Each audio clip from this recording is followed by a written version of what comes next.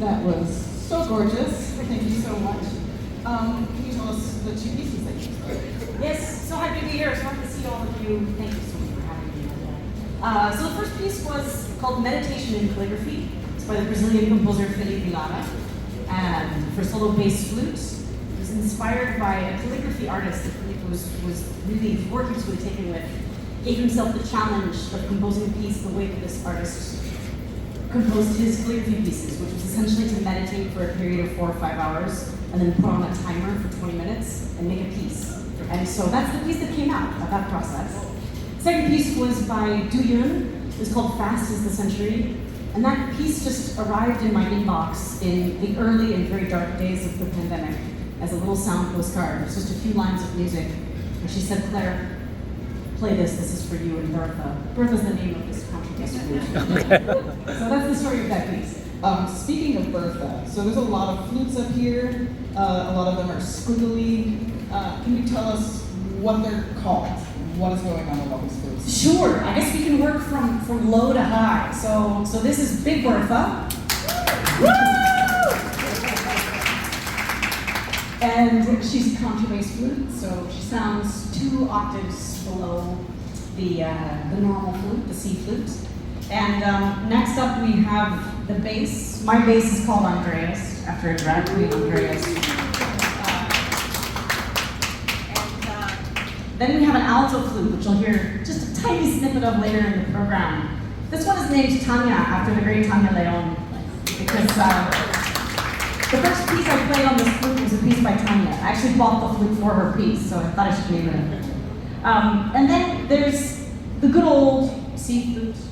My C flute is named Dorio, after Doyor Anthony Dwyer, who was the first woman to get a job in a major American orchestra. The C flute. Everything else has these really sort of evocative, choral names. Does the C flute have another name, or is it the soprano flute? No, right? It's just the flute. Right on. The common flute, there's the common lute, it's just the common flute. Amazing. and then we have this instrument, which is a nice segue to the next piece. This has this funny thing that I show you. It attaches to my face. And I move it up and down like this so that I can slide like a violin or like a trombone over, not the length of the instrument, but over a fair number of intervals. It's called the glissando head drum. Nice. Yeah. And speaking of the next piece, what are we about to hear? We're about to hear a piece for glissando flute and pre-recorded ondes martineau. And if you don't know what that is, it'll be explained to you by one of the greatest ondistes who happens to be here in the audience. It's called The Stimulus of Loss, is the name of the piece, by the one and only Suzanne Farron, who I believe is, a little birdie told me she's here with us in the audience. Yeah.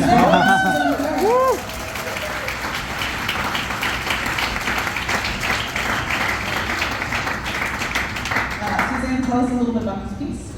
Well, thanks. It came about because of this head joint. Claire, you remember you called me, you're like, I have this head joint and we have to do a piece together because probably if you know what the ondes martineau is, you know that it makes this kind of endless glissandi. It has quite a wide range. It does a lot of additional things. I hope you can learn to appreciate all the things the ondes offer. Tell us a little bit about the ondes in general. Yeah. So what is this instrument? So the ondes was born out of the First World War. The mythology of the origin of the piece, according to its creator, is that he was a cellist and an electrical engineer assigned to winning the war through the waves at the Eiffel Tower in France. And he's sending the messages and he's playing in between. He's finding Mozart melodies through different tones for the knobs. And he said to himself one day, why does humanity build such great inventions to kill each other? I'm going to either throw myself off this tower or I'm going to create something beautiful out of this technology. And he chose the second one, gratefully, which is the ondes martineau. And he created this instrument, which he then premiered at the Paris Opera a few years later. So it's an electronic instrument. It makes like a sine tone. Exactly. But you can really control the pitch of the sine tone in a very linear way. It has like he wanted the level of delicacy and interface that something like a cello would have. So he tried to create an instrument that would have that amount of kind of detail in the way you could be expressive with it, and it's built out of radio technology. And so this piece that Claire's about to play is actually kind of a duet between you and Claire. It's definitely a duet, yeah.